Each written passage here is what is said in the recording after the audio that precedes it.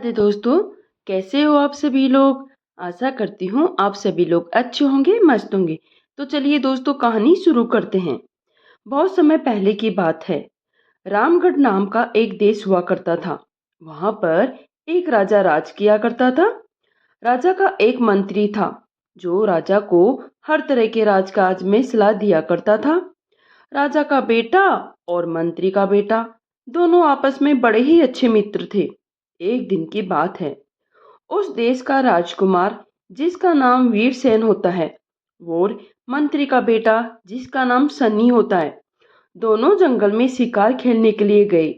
दोपहर का समय हो गया था, तो दोनों को बहुत ही प्यास लगने लगी। घोड़े दौड़ा दौड़ाते हुए पानी की खोज करने लगे, लेकिन काफी खोजने के बाद भी उन्हें पानी नहीं मिला। अब क्योंकि राजकुमार का प्यास के मारे बुरा हाल हो गया था, सन्नी ने कहा, राजकुमार, आप यहीं पर किसी पेड़ के नीचे आराम कीजिए, मैं आपके लिए पानी ढूंढ कर लाता हूँ। इतना कहने के बाद सन्नी पानी की तलाश में निकल गया। थोड़ी देर के बाद वह एक बगीचे में जा पहुंचा, जहां पर एक कुआं था। सन्नी ने जल्दी जल्दी कुएं से पानी निकाला। पहले तो उसने अपनी प्यास बुझाई, और फिर कुएं से लटकती हुई बाल्टी में पानी भरकर वह राजकुमार के लिए ले गया। अभी वह वापस जाने के लिए पलटा ही था, तभी उसकी नजर कुएं की दीवार पर बनी हुई एक लड़की की तस्वीर पर पड़ी। सन्नी कुछ देर तक तस्वीर को देखता रहा, और फिर उसे जब अपने दोस्त राजकुमार की याद आई, तो वह पानी लेकर राजकुमार के पास पहुंच गया। पानी पीने के बाद राजकुमार ने जब कुछ होश संभाला, तो पूछने लगा, ये पानी तुम कहाँ से लाए हो। सन्नी ने कहा, पास में ही एक बगीचा है जिसमें एक कुआं बना हुआ है, और उस कुएं से ही मैं पानी लेकर आपके लिए आ गया। राजकुमार ने कहा, अब मुझे कुछ अच्छा लग रहा है, चलो बाग में चलते हैं। ये कहकर दोनों उस बाग की तरफ चल दिए। जब दोनों मित्र उस बाग में पहुंचे, तो चलते चलते राजकुमार उस कुएं के पास जा पहुंचा। तभी राजकुमार की नजर कुएं पर बनी हुई उस लड़की की तस्वीर पर पड़ी। तस्वीर को देखते ही राजकुमार अपने होश खो बैठा। वह कहने लगा, ये तस्वीर इतनी सुंदर है, तो ये लड़की सचमुच कितनी सुंदर होगी। मुझे तो इससे प्रेम हो गया है। अब तो मैं इस तस्वीर वाली लड़की से ही शादी करूंगा। ये सुनकर सन्नी कुछ घबरा सा गया और कहने लगा, राजकुमार, ना जाने ये तस्वीर कब से बनी हुई है, और ये लड़की सचमुच भी है या नहीं। कहीं ये जिंदा है या मर गई, इस बात का भी पता नहीं। मुझे तो लगता है किसी ने यूं ही कोई नकली तस्वीर बना दी। भला हम इस तस्वीर वाली लड़की को कैसे ढूंढ सकेंगे। राजकुमार वहीं तस्वीर के पास बैठ गया और कहने लगा, अगर सचमुच ये लड़की मर गई, तो मैं भी यहीं पर अपनी जान दे दूंगा। मेरे दोस्त सन्नी, मैं इस लड़की के बिना इस दुनिया में नहीं रहना चाहता। सन्नी ने जब राजकुमार की ऐसी हालत देखी, तो वह डर गया और राजकुमार से बोला, सन्नी, अगर तुम सचमुच मेरे दोस्त हो, तो जाओ इस तस्वीर वाली लड़की का पता करो। ये कहाँ रहती है, कौन है। तब सन्नी मन ही मन सोचने लगा, मैं अगर राजकुमार की बात नहीं मानूंगा, तो यह मेरे और मेरे परिवार के लिए अच्छा नहीं होगा। साथ ही राजकुमार भी इस लड़की के दुख में मौत को गले लगा लेगा। अगर मैं राजकुमार को यहीं पर छोड़कर वापस अपने राज्य की तरफ जाऊं, तो भी मेरी खैर नहीं। वह राजकुमार से कहने लगा, अपने आप को संभालो राजकुमार, जरा उठो तो सही। हमें कम से कम अगले गांव तक तो जाना ही होगा। हम वहीं पर जाकर पता लगाएंगे कि ये लड़की कौन है और ये तस्वीर किसकी है। राजकुमार कहने लगा, नहीं नहीं, अब मैं यहाँ से नहीं उठूंगा। यहाँ पेड़ों की छांव है, ठंडा पानी है, मीठे फल फूल भी है, और फिर मैं सबसे बढ़कर ये तस्वीर यहाँ पर है। तुम जाओ, जब तक तुम इस तस्वीर वाली लड़की को यहाँ पर लेकर नहीं आओगे, मैं यहाँ से कहीं नहीं जाऊंगा। आखिरकार तंग आकर सन्नी ने राजकुमार को उसी बाग में छोड़ दिया। वह तस्वीर वाली लड़की की तलाश में निकल पड़ा। मंत्री का बेटा सन्नी चलते चलते गांव में जा पहुंचा, और वहाँ के लोगों से बगीचे के बारे में पूछताछ करने लगा कि इस बगीचे का मालिक कौन है। उनमें से एक आदमी ने बताया, ये एक सौदागर का लगवाया हुआ बगीचा है और साथ ही साथ मुसाफिरों के आराम करने के लिए और उनकी प्यास बुझाने के लिए कुआं भी उसी ने बनवाया था। कुछ नौकरों का इंतजाम भी किया था जो वहां से गुजरने वाले राहगीरों को खाना खिलाते थे और पानी पिलाते थे। इन सारे कामों का खर्च सौदागर खुद अपनी जेब से भरता था। जब एक दिन वह नेक दिल सौदागर मर गया तो उसके बेटे नालायक निकम्मे निकले। उन्होंने अपने नौकरों को निकाल दिया और इस बगीचे की देखभाल करना भी छोड़ दिया। सन्नी ने कहा, क्या मैं उस सौदागर के बेटे से मिल सकता हूँ? अगर तुम्हें उनका ठिकाना मालूम हो तो मुझे वहां पर ले चलो। वह आदमी सन्नी को सौदागर के घर ले आया। दरवाजा खटखटाने पर सौदागर का बड़ा बेटा बाहर निकला। क्या गांव से बाहर जंगल में जो बगीचा है वह आपका है? सौदागर का बेटा कहने लगा, जी हाँ, वह मेरा ही है। मेरे पिताजी ने ही उसको बनवाया था और वह कुआं भी मैंने ही बनवाया है। सन्नी ने पूछा, क्या आप बता सकते हैं वो कुआं बनाने वाले कौन थे? जी हाँ, वो कुआं बनाने वाले मजदूर यहाँ से थोड़ी ही दूर दूसरे गांव में रहते हैं। इसके बाद सन्नी कुएं को बनाने वाले का नाम पता मालूम करके वहां से चल दिया। दूसरे गांव पहुंचकर जब उन मजदूरों के वहां पहुंचा जिन्होंने कुआं बनवाया था, उस आदमी ने सन्नी की खूब खातिरदारी करी और रात भर उसे अपने यहाँ पर ठहराया। सन्नी के पूछने पर उसने बताया, हाँ, कुआं तो हमने ही बनाया था। तो फिर आप जानते होंगे। सन्नी बोला, कुएं पर किसकी तस्वीर बनी है? बेशक वो कुआं मैंने ही बनाया था, लेकिन उस पर जो तस्वीर बनी है वो मेरे बड़े भाई ने बनवाई थी। अगर आप वहां जाकर उनसे मिले तो आपको आसानी से तस्वीर के बारे में पता चल जाएगा। सन्नी जिस आदमी से बातें कर रहा था वो बहुत ही बूढ़ा नजर आ रहा था। सन्नी सोचने लगा कि ये आदमी खुद इतना बूढ़ा है तो इसके बड़े भाई की उम्र कितनी होगी, वह जिंदा होगा भी या नहीं। ये सोचता हुआ सन्नी अगले गांव की तरफ चल दिया। ढूंढते ढूंढते उस आदमी के घर भी जा पहुंचा, लेकिन ये आदमी उस पहले वाले आदमी से काफी जवान मालूम पड़ता था। सन्नी ने पूछा, यहाँ से कुछ दूर जंगल में जो बगीचा है उसके कुएं पर तस्वीर आपने ही बनाई थी? आदमी बोला, जी हाँ, तस्वीर मैंने बनाई है। नहीं, तस्वीर मैंने और भाई साहब ने मिलकर बनाई है, मगर मैं ये नहीं जानता वह तस्वीर किसकी है। मैंने तो सिर्फ उस तस्वीर में रंग भरे थे, उसका असली खांचा तो भाई साहब ने ही बनाया था। शायद वही जानते होंगे ये तस्वीर किसकी है। क्या आपके भाई साहब आपके साथ नहीं रहते? सन्नी ने पूछा। तो उस आदमी ने जवाब दिया, जी पहले तो रहते थे, लेकिन बाद में हालत कुछ ऐसे हो गए हम दोनों को अलग अलग होना पड़ा। लेकिन अभी वह कुछ ही दूरी पर एक गांव में रहते हैं। अगर आप वहां जाकर पता करेंगे तो शिव का घर कौन सा है तो गांव का बच्चा बच्चा आपको उनका पता बता देगा। सन्नी ने उस आदमी से विदा ली और उसके बड़े भाई से मिलने के लिए दूसरे गांव में चल पड़ा। सचमुच शिव साहब तस्वीर वाले को गांव का बच्चा बच्चा जानता था। सन्नी को बड़ी ही आसानी से उनका घर मिल गया। उस आदमी को देखकर सन्नी की आंखें खुली की खुली रह गई। सन्नी कहने लगा, मैं आपके पास एक बहुत जरूरी काम से आया हूँ, लेकिन उससे पहले एक बात जो मुझे हैरान कर रही है वह ये, आप तो बिल्कुल जवान हैं, जबकि आपके छोटे भाई आपसे बूढ़े नजर आते हैं। शिव साहब ने मुस्कुराकर बताया, मेरे सबसे छोटे भाई की जो बच्चे हैं उसका कहना नहीं मानते। वह कहता कुछ है तो वह बच्चे करते कुछ और है, और इसी दुख और चिंता के कारण वह अपनी उम्र से 3 गुना बड़ा नजर आता है। चिंता और दुख 100 बीमारियों की एक बीमारी है साहब। मेरे मंजिले भाई की पत्नी अपने पति का कभी कभी कहना मानती है, इसलिए आपने देखा होगा मेरा मंझला भाई इतना ज्यादा बुढ़ा नहीं है, जबकि मेरी पत्नी मेरा हर कहना मानती है, मेरे बच्चे मेरी इज्जत करते हैं, तो मुझे कोई भी दुख या चिंता नहीं है। इसलिए मैं जवान दिखाई देता हूँ।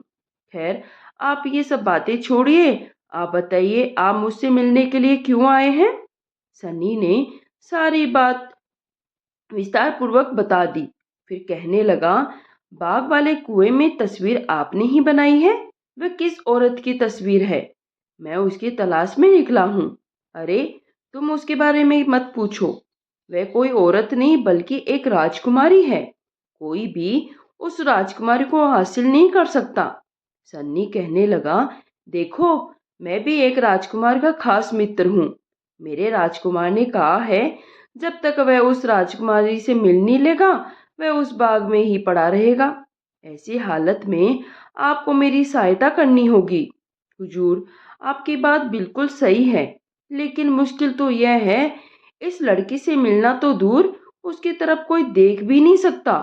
तो फिर आपने उसकी तस्वीर कैसे बना ली? शिव साहब कहने लगा, कुछ समय पहले की बात है। मैं एक बार उस राजकुमारी के राज्य से गुजर रहा था। मैं नाव पर बैठा हुआ था, नदी के दूसरी तरफ जा रहा था कि तभी राजकुमारी वहां अपनी सहेलियों के साथ सैर करने के लिए आई। मैंने राजकुमारी की परछाई जब पानी में देखी तो अपनी नाव वहीं पर रोक ली। मैंने तुरंत एक कागज पर राजकुमारी की कच्ची पक्की तस्वीर बना ली। मैंने एक बार भी हिम्मत नहीं की उन राजकुमारी की तरफ आंख उठाकर भी देख सकूं। शायद राजकुमारी और उसकी सहेलियां भी यही सोच रही थी, मैं नाव में कोई चीज ठीक कर रहा हूँ। जल्दी जल्दी मैं अपना सारा काम खत्म करके वह कागज अपने साथ रख लिया। अपनी नाव मैंने आगे बढ़ा दी। जब मैं नदी के दूसरे किनारे घर पर पहुंचा और मैंने वापस महल की तरफ देखा, तो राजकुमारी और उसकी सहेलियां, उनका कुछ भी पता नहीं था। यानी वो तब तक जा चुकी थी। इस घटना के कुछ दिन बाद मैं अपने मंझले भाई से मिलने गया तो पता चला वह आजकल एक कुएं पर काम कर रहा है। मैं भी उसके साथ उस कुएं पर पहुंच गया। मेरा भाई भी बहुत अच्छे फूल पत्ते बनाता है।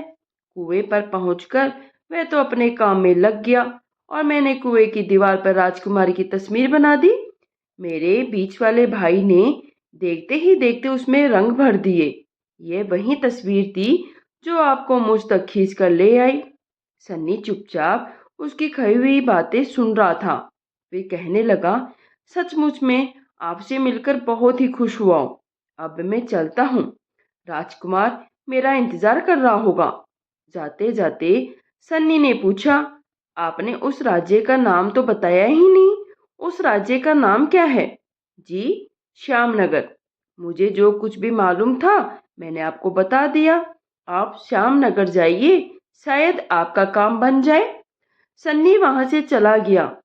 चलता चलता वह श्यामनगर जा पहुंचा, जहां पर नगर के बीचों बीच एक नदी बहती थी और उस नदी के किनारे पर राजा का महल था। वहां पहुंचते ही सन्नी को पता चला कि वहां के राजा के नियम और कानून बहुत ही सख्त है। कोई भी आदमी उस महल के आसपास नहीं घूम सकता। कोई भी महल की खिड़की की तरफ नजर उठा नहीं सकता, क्योंकि वहां पर राजकुमारी बैठती थी। जो कोई राजकुमारी को खिड़की की तरफ देखता, उसकी आंखें निकलवा दी जाती और अगर कोई गलती से इशारा करता तो उसके हाथ तक कटवा दिए जाते थे। ये सारी बातें मालूम करने के बाद सन्नी ने अपना भेष बदल लिया। वह एक लड़की का रूप धारण कर लेता है। उसने बाजार से बहुत ही सुंदर सुंदर चूड़ियां खरीदी। वह महल के पास से गुजरने लगा और थोड़ी थोड़ी देर में बहुत ही बारीक आवाज में पुकारता, शाही चूड़ियां ले लो, निराली चूड़ियां ले लो। चूड़ी वाली की आवाज सुनकर कई औरतों ने उसे बुला लिया, लेकिन उसने इन चूड़ियों की कीमत इतनी अधिक बताई कि सभी औरतों को कहना पड़ा, सचमुच ये चूड़ियां तो कोई राजकुमारी ही पहन सकती है। 2-3 दिन तो सन्नी वहीं पर घूमता रहा। फिर एक दिन राजकुमारी ने महल की खिड़की से झांक कर देखा तो सड़क पर एक चूड़ी सुंदर सी चूड़ी बेचने वाली नजर आई। राजकुमारी ने फौरन एक दासी को भेजकर चूड़ी वाली को अपने पास बुलाया। वह चूड़ियां खरीदना चाहती थी। दासी चूड़ी वाली को लेकर राजकुमारी के पास आ गई। सन्नी राजकुमारी को तरह तरह की चूड़ियां पहनाने लगा और साथ ही साथ वह ऐसी मजेदार बातें भी करता कि राजकुमारी का उदास मन खिल उठा। वह कहने लगी, अरे चूड़ी वाली, तुम तो रोज ही इधर आया करो, चाहे हम चूड़ियां खरीदे या ना खरीदे। तुम 2 घड़ी के लिए हमसे रोज मिलकर जाया करो। तुम्हारी मजेदार बातें हमें बहुत ही पसंद आई। तुम बहुत अच्छी इंसान हो। सन्नी कहने लगा, अगर आपको यही इच्छा है तो मैं यहाँ पर जरूर आया करूंगी। उस दिन के बाद से सन्नी प्रतिदिन राजकुमारी के पास आने लगा। एक दिन की बात है। एक दिन जब सन्नी राजकुमारी से मिलकर जल्दी ही अपने घर वापस लौटने लगा तो राजकुमारी बोली, अरे क्यों री, आज क्या बात है, तुम जल्दी ही वापस क्यों जा रही हो? राजकुमारी जी, मेरा पति बीमार है। आज मैं उसी से जल्दी लौटने का वादा करके आई हूँ। ईश्वर करे वह अच्छा हो जाए तो मैं दिन भर यहीं पर रहा करूंगी। दूसरे दिन सन्नी रोता पीटता हुआ राजकुमारी के पास आया। राजकुमारी समझ गई कि इसका पति मर गया है। राजकुमारी ने दिलासा देते हुए कहा, तुम फिक्र मत करो, आज से तुम मेरे पास ही रहोगी। वैसे भी मैं सोच ही रही थी किसी तरह से तुम्हें अपने पास ही रख लूं। सन्नी, जो कि एक लड़के के वेश में था, वह राजकुमारी से कहने लगा, मैं इस शहर में अकेली हूँ। राजकुमार जी, आपके सिवा मेरा कोई नहीं है। राजकुमारी ने सन्नी को गले से लगाया और कहने लगी, तुम्हारा इस दुनिया में कोई नहीं है। तुम आज से मुझे ही अपना समझो।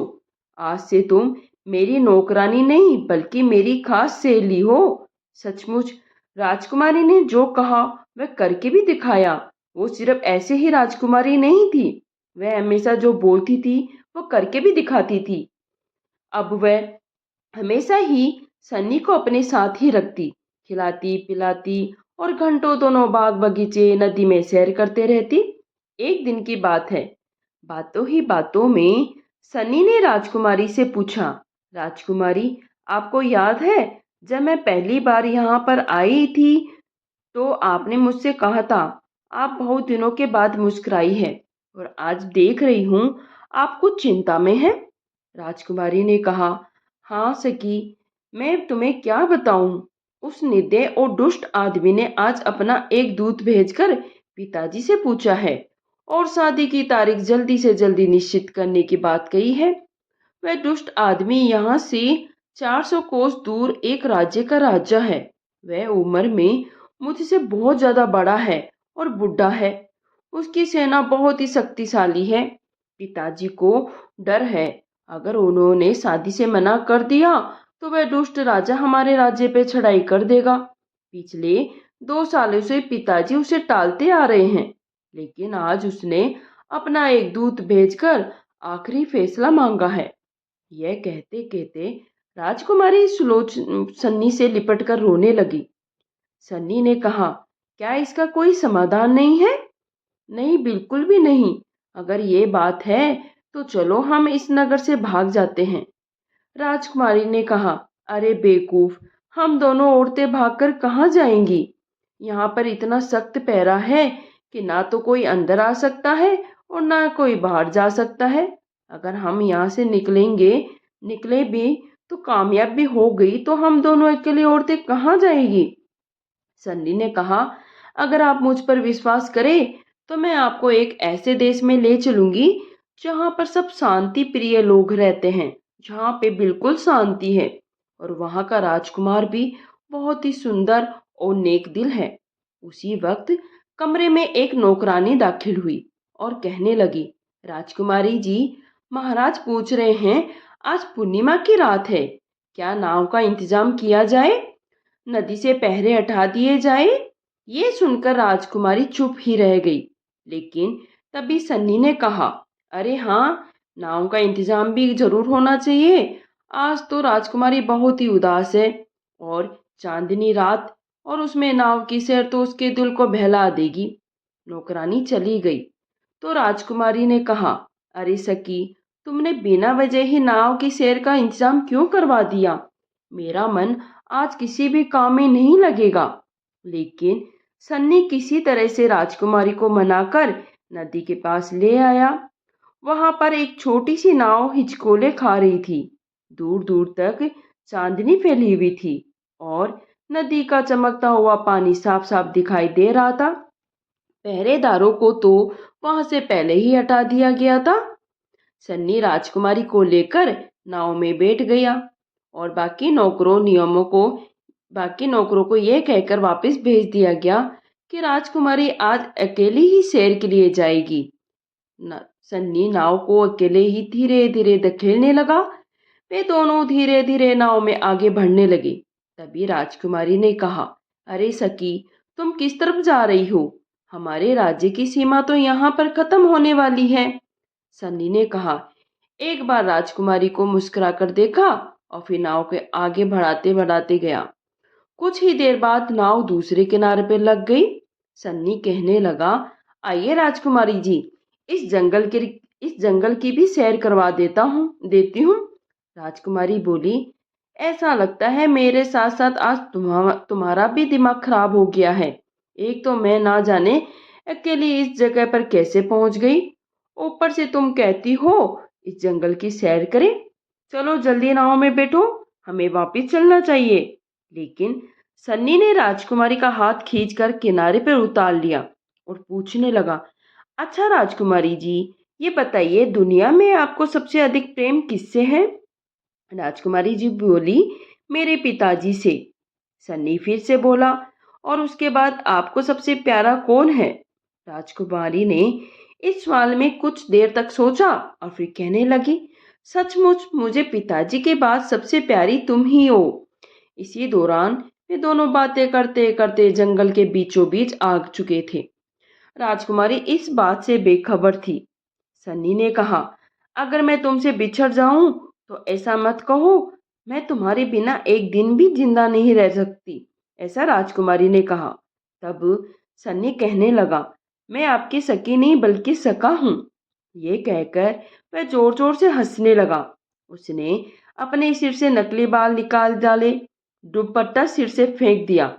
वह राजकुमारी के सामने अपने असली रूप में आ गया। राजकुमारी अचानक हुए इस घाव को बर्दाश्त न कर सकी। चीख मारती हुई वह बेहोश हो गई। सन्नी उसको कंधे पर उठाकर एक पेड़ के नीचे लेटा देता है, फिर सुबह होने का इंतजार करने लगा। जब सुबह हुई, राजकुमारी को होश आया तो वह पलक झपकते हुए सन्नी को देखने लगी। सन्नी राजकुमारी के सामने हाथ जोड़कर खड़ा था, कहने लगा, मुझे माफ कर दीजिए राजकुमारी जी, मैं बहुत ही शर्मिंदा हूँ। मैंने आपके साथ धोखा किया है। पिछले कई दिनों से मैं औरत का भेष बनाकर आपके साथ चल रहा था और चालाकी से आपको यहाँ पर ले आया। मैं इस बात के लिए बहुत ही शर्मिंदा हूँ। मैं आपका अपराधी भी हूँ, लेकिन मैंने ये सब अपने एक दोस्त के लिए किया है। सन्नी ने देखा, तभी राजकुमारी की आंखों से आंसू बह रहे थे। राजकुमारी कहने लगी, मुझे इस बात का दुख नहीं है, बल्कि दुख तो इस बात का है जब मेरे पिताजी को पता चलेगा मैं नाव से बैठकर गायब हो गई हूँ तो वे क्या सोचेंगे। सन्नी कहने लगा, सोचना क्या है, वे ये सोचेंगे तुम और मैं नदी में डूबकर मर गए। ये तो और भी ज्यादा बुरी बात होगी सन्नी, वे मेरे दुख में रोते रोते अपने प्राण त्याग देंगे और वो दुष्ट राजा, उसे कहाँ विश्वास होगा कि मैं मर गई हूँ। वो तो उसी वक्त पिताजी के राज्य पर चढ़ाई कर देगा, हमला कर देगा, उन्हें तबाह कर देगा। तुमने जो कुछ भी किया बहुत बुरा काम किया है। सन्नी कहने लगा, मैं रामगढ़ के मंत्री का बेटा हूँ। वहाँ का राजकुमार मेरा बहुत ही अच्छा मित्र है। हम दोनों एक बार रामगढ़ पहुंच जाए तो उस दुष्ट राजा का भी इंतजाम कर देंगे। आओ तुम कुछ खा लो, फिर हम रामगढ़ की तरफ चलेंगे। सन्नी और राजकुमारी ने जंगल से कुछ कच्चे पक्के फल तोड़े और उनको खाकर अपनी भूख मिटाई, फिर आगे चलने को तैयार हो गए। सन्नी ने कहा, मैं आपको उठा लेता हूँ। नहीं, अब मैं होश में हूँ, राजकुमारी बोली। और तुम जहाँ तक चलोगे मैं भी साथ चलूंगी। इसके बाद दोनों अपने सफर पर चल पड़े। चलते चलते आखिर वह उसी बगीचे में जा पहुंचे जहां पर राजकुमार कुएं के पास बैठा हुआ था। राजकुमार ने जब राजकुमारी को सामने से आते हुए देखा तो वह उसे देखता ही रह गया। वाकई में वह तस्वीर से भी बहुत सुंदर थी। वह देखकर हैरान रह गया। तस्वीर में दिखने वाली लड़की अब उसके सामने खड़ी थी। राजकुमारी एक अजनबी को अपने सामने देखकर घबरा सी गई। तभी सन्नी वहां पर आया। राजकुमारी से कहने लगा, राजकुमारी जी, ये मेरा सबसे अच्छा मित्र और गहरा मित्र है और रूप रामगढ़ का राजकुमार है। यह कहकर वह पेड़ों के पीछे कहीं गायब हो गया। राजकुमार राजकुमारी के पास आया। इससे पहले कि राजकुमार कुछ बोल पाता, राजकुमारी कहने लगी, मैं अभी बहुत ही थकी हुई हूँ। राजकुमार ने राजकुमारी को एक जगह पर बिठा दिया। इतने में सन्नी बगीचे से कुछ फल तोड़ ले आया। साथ ही एक पानी बाल्टी पानी भी ले आया। ये सब उसने राजकुमार और राजकुमारी के आगे रख दिया। वह राजकुमार से कहने लगा, अब मेरा काम खत्म हो चुका है, परंतु आपका कर्तव्य अभी बाकी है। वहाँ श्यामनगर पर पड़ोसी दुष्ट राजा ने चढ़ाई कर दी होगी और हमें तुरंत राजकुमारी जी के पिताजी की सहायता के लिए पहुंचना चाहिए। इसके बाद सन्नी ने सारी बात राजकुमार को बता दी और राजकुमार तुरंत गरजता हुआ खड़ा हुआ और अपनी तलवार निकालकर कहने लगा, हम उस दुष्ट राजा की ईंट से ईंट बजा देंगे। वे तीनों वापस अपने नगर पहुंच गए और नगर में अपने राजा यानी अपने पिता को बताई पूरी बात। अपने बेटे के दुख में दुखी हो रहे थे। जब उन्होंने उसे जीवित देखा तो बहुत ही खुश हुए। सारी बात जानकर राजा ने अपनी विशाल सेना राजकुमार के हवाले कर दी। राजकुमार अपनी विशाल और बहादुर सेना के साथ वहां श्यामनगर की तरफ चल दिया। उसका अंदेशा बिल्कुल सही निकला। दुष्ट पड़ोसी राजा ने श्यामनगर पर आक्रमण कर दिया था, लेकिन बहादुर राजकुमार ने अपनी विशाल सेना की सहायता से दुष्ट पड़ोसी राजा को युद्ध के मैदान में मौत के घाट उतार दिया। तो श्यामनगर के राजा को जब अपनी जीत की खबर मिली तो वह बहुत ही खुश हुआ। अपनी बेटी को जिंदा देखकर उन्होंने उसे गले से लगाया। फिर राजकुमारी ने अपने पिता को सारी बात बताई। कुछ दिनों तक श्यामनगर का शाही मेहमान रहने के बाद राजकुमार का विवाह एक शुभ मुहूर्त पर राजकुमारी के साथ कर दिया गया। तो दोस्तों, कहानी यहीं समाप्त होती है। तो दोस्तों, इसी तरह की मज़ेदार कहानियाँ देखने के लिए आप प्लीज़ मेरे चैनल को सब्सक्राइब कर लीजिए। अगर आपको कहानी पसंद आई तो कमेंट ज़रूर कीजिए और कहानी सुनने के लिए आपका धन्यवाद।